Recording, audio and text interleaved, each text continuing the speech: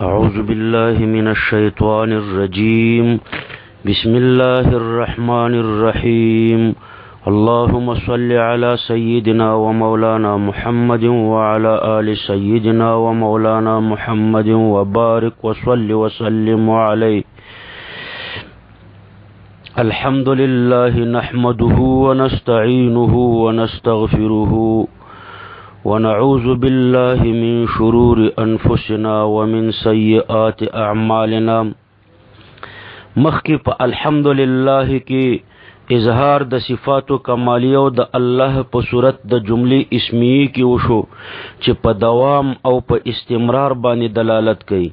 اوسی په صورت د جملې فعلیه کی کوي چې په تجدد او په حدوث باندې دلالت کوي. نو مخکی اظهار د صفاتو کمالیه او د الله په صورت د جملې اسمیه کی وللدلالت علی الدوام والاستمرار، او اوس اظهار د صفاتو کمالیه او د الله پاک په صورت د جملې فعلیه کی ده چې په تجدد او حدوث باندې دلالت کوي، للدلالت علی التجدد والحدوث. ځکه چې د الله د نعمتونو یو جنس ده او بل انواع او جزئیات دي. د الله نعمتونه په اعتبار د جنس سره دائم دي او په اعتبار د انواع او د جزئیات سره متجدد دي.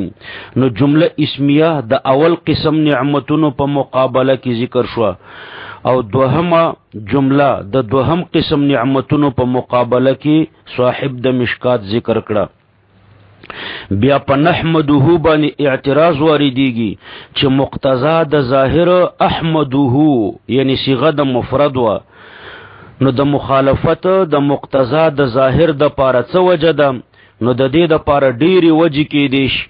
اوله وجه ورته عظمت د شان د حمد ته اشاره ده چې د حمد ادا د یو فرد کار نه ده، لدی وجه نه په صيغه د جمع ذکر کړو. دویم تواضعن صيغه د جمع راوړه چې زه یوازې د حمد د عبادت قابل نیم. او دریمه په نورو مسلمانانو باندې د شفقت او د همدردۍ لوجه صيغه د جمع راوړه. هغوی ځان سره په اظهار د صفاتو کمالیه او د الله کی شریک کړو. نحمده ونستعینه یعنی په ټولو دینی او دنیوي امورو کې مونږ الله پاک ته محتاج یو، نو د الله نه امداد غواړو. تر دې چې په حمد کې د الله اعانت ته محتاج یو، نو د الله د اعانت نه بغیر مونږ اظهار د صفاتو کمالیه او د الله پاک هم نشو کولای. مصنف صيغه د حصر را نه وړه، یعنی داسې ونه فرمایل چې ایاه نستعینو، ځکه چې یو اعتقاد د اختصاص دی، دا خو په هر مؤمن باندې لازم دی، او بل استحضار صادق د اختصاص دی چې دا د شان د خواصو نه دی. نو استحضار صادق د اختصاص نو تواضعا صاحب د مشکات صيغه د حصر نه ذکر کوي. ونستغفره مخکې د حمد او د استعانت ذکر کوي، نو مصنف اشاره کوي چې که په حمد او په استعانت کې زمونږ نه څه کوتاهي او تقصیر شوی، نو موږ په اجتماعي طریقه باندې د الله نه بخښنه غواړو، استغفار کوو. ونعوذ بالله من شرور انفسنا، په کوتاهی او قصور باندې د استغفار نه وروسته مصنف په دې جمله کې دا واضح کوي چې د ټولو باطینی ګناهونو نم الله ته مونږ پناه نیسو.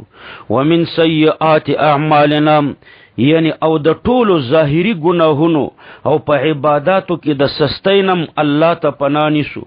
من يهده الله فلا مضل له ومن يضلل فلا هادي له. مخکې د شرور او د سیئات نسبت نفس ته وشو.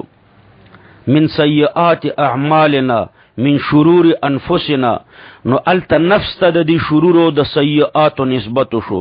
نو د دینه دا وهم پیدا کیږي چې نفس به د خپل افعال خالق وي، د خپل شرور او د سیئات خالق به نفس په خپل.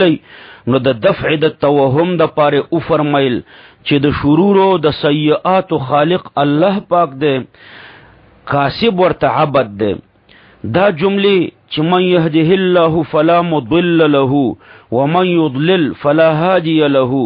دا جملے په لفظ کی خبری دی او حکایت ده، لیکن په معنا کی انشائی دی، په معنا کی دعا ترینه مراد ده.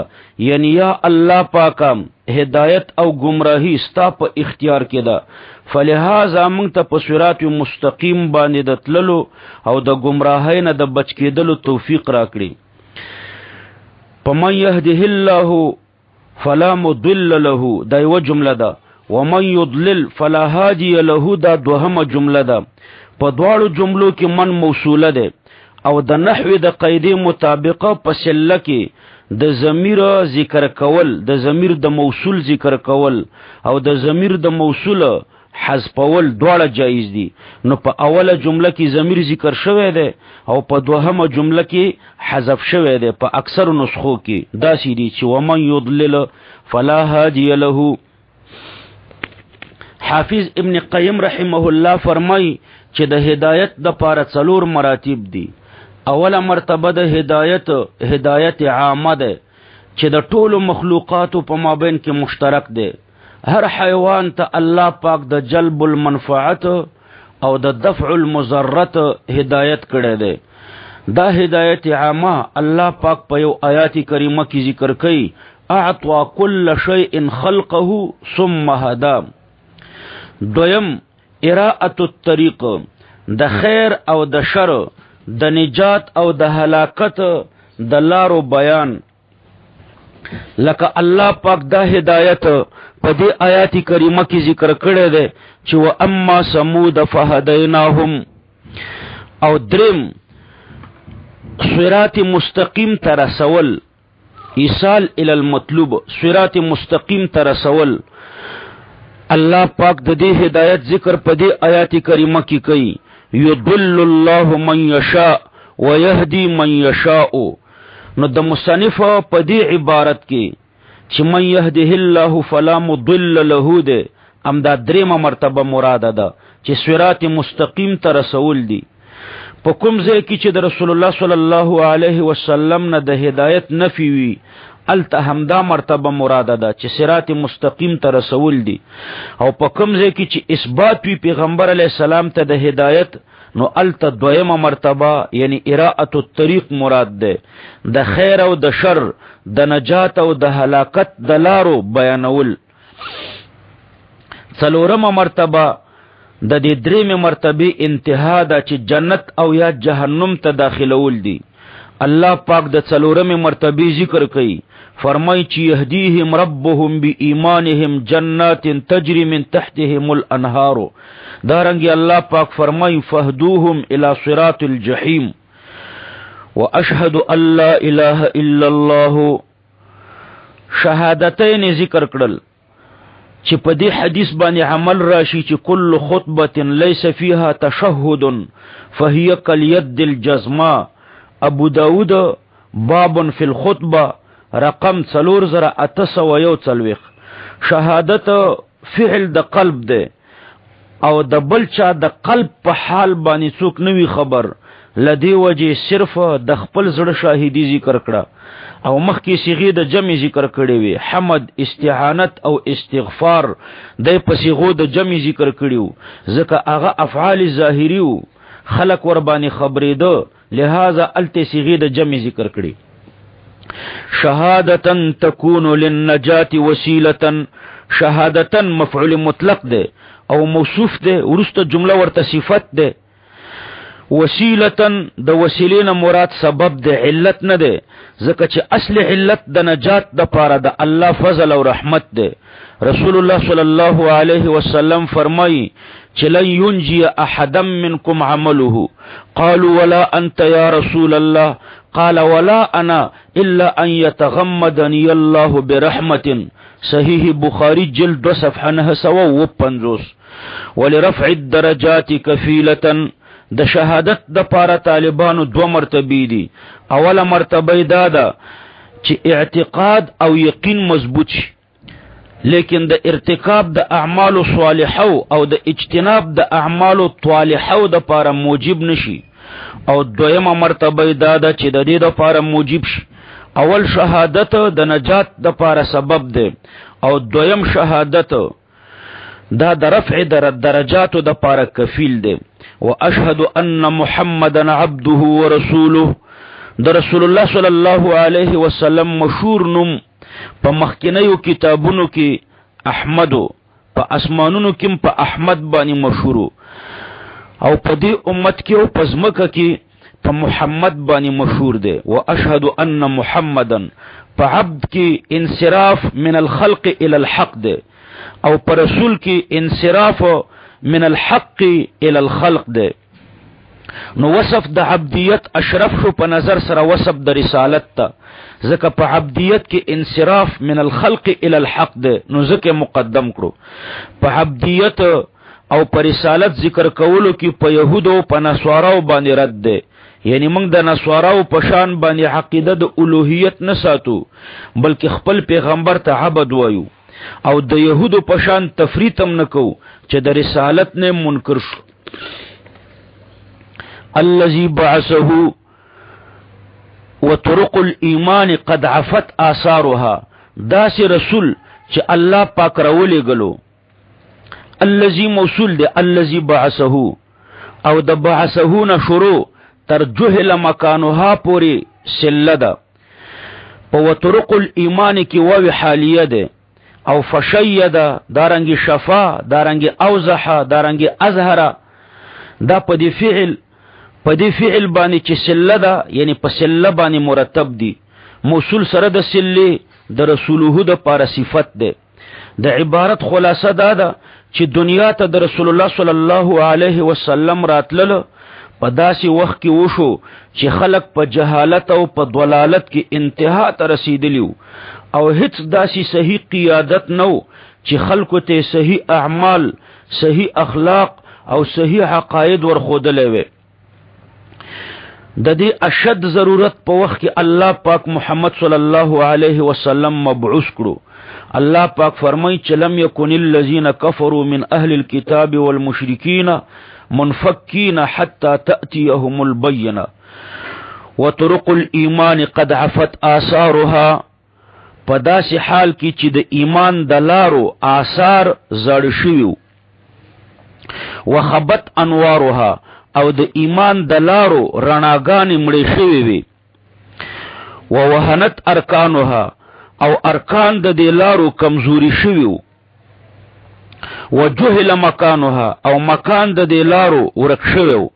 فشید صلوات الله علیه وسلامه من معالمها ما عفا، پس مضبوط کړو نبی کریم صلی الله علیه وسلم د علاماتو د دې لارو نه هغه چې وران شویو. وشفا من العلیل فی تایید کلمة التوحید من کان علی شفا، او شفا ورکړه هغه مریض ته چې په غاړه د کندې ولاړو په مضبوطولو د کلمې د توحید کې، یعنی عقیدوي مریض ته هدایت وکړو. واوضح سبیل الهدایت لمن اراد ان يسلكها، او واضح کړه لار د هدایت د هغه چا د پاره چې په دې لار د هدایت باندې د تللو اراده لري. واظهر کنوز السعادة لمن قصد ان يملكها، او راخکاری کړي خزانه د نیک بختی د هغه چا د پاره چې قصد د مالک کېدلو کړي د دې خزانو. وطرق الایمان قد عفت آثارها، شارحینو د دې دو مطلب بیان کړي دي. اول د طرق الایمان نه انبیاء او د دوی ورثه یعنی علما مراد دي، او د عفت آثارها دارنګي خبت انوارها ووهنت ارکانها د دین مراد ده د دې پیغمبرانو د دوی د ورثو د تعلیماتو د هدایاتو د سلسله ختمیدل، او د جهل مکانها نه مراد د دوی د علومو او د معارفونه بخبری ده. یعنی زمون پیغمبر په داسې وخت کې مبعوث شو چې د تیرو پیغمبرانو د علماو د تعلیماتو د هدایاتو سلسله ختمه شوې و، او د دوی د علومو او د معارفو نه څوک خبر نو. دویمه مطلب پکې دا دی چې د طرق الایمان نه مراد هغه عقاید، اعمال، اخلاق او ریاضات دي چې د انسان د تکمیل ذریعه ده، او ضعفت آثارها نه مراد په علمی او عملی میدان کې د دې امور گمنامی ده. واظهر کنوز السعادة د دین معنوی خزانی مراد دي، یعنی علوم عالیه، اخلاق حمیده، اعمال صالحه، شمائل حسنه. د لغات حل در تکم شید رفع واعلى واظهر وقوى. معالم جمع معلم، فی الصراح معلم بالفتح نشان کی براه نهند. شفا صیغه د ماضی ده، من الشفاء بالکسر والمد تندرستی یافتن و تندرستی دادن. على شفا بالفتح والقصر حرف كل شيء یعنی طرفه و جانبه غاړي ته وي. ترکیب پکې دا دی چې ما موصوله ده، عفا ورته سله ده، موصول سره د سلین مفعول به د پاره د شید ده. من معالمها کی دا من بیان د پاره د ما ده، بیان مقدم د پاره د ما ده. شفا فعل ماضی ده، ضمیر پکې مستتر ده، غور تفاعل ده. من کان علی شفا دا موصول سره د سلین مفعول به د پاره د شفا ده. من العلیل بیان مقدم ده د پاره د من. قدم رعایة للسجع فی تایید کلمة التوحید. ظاهر دا چې دا متعلق تر شفا پورې ده. حال ده د ضمیر نه، یعنی کائنا ثابتا فی تایید کلمة التوحید.